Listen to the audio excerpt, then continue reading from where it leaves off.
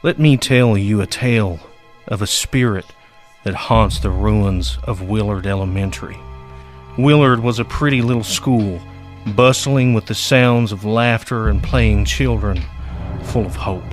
Full of new teachers just starting their careers and others looking forward to a comfortable retirement.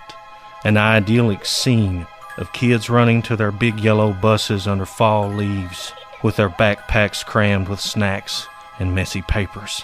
But just under the surface lurked a secret.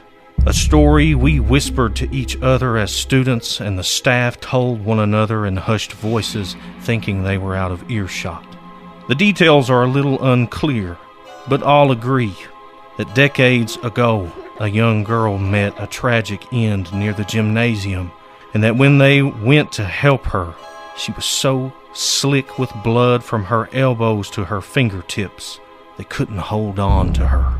The custodian said that at night, you could see her little form out of the corner of your eye in the deserted classrooms just beyond the shadows, regarding you with fascinated eyes. You could hear her laughter fading into the distance as she ran from hallway to hallway, playing with others only she could see.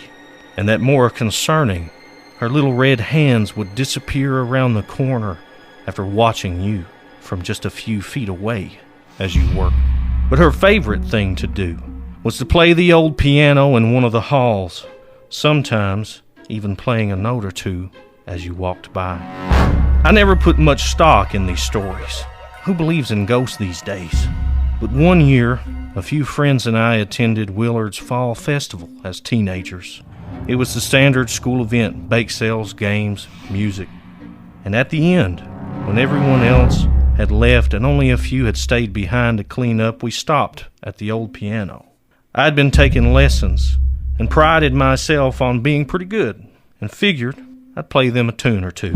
But before I got past a few notes, we heard the pounding footsteps of people running in our direction. Bursting around the corner came the custodians in a terrified cold sweat. Fearing I had done something wrong, I apologized and quickly slammed the lid on the keys. However, they looked relieved. No, they said, we're glad it's you. That piano plays itself at night. I'll never forget the look of genuine fear on their faces. What were they expecting to see? What if it hadn't been me? I realized then that this story was far more real than I dare admit. But I have a warning for you.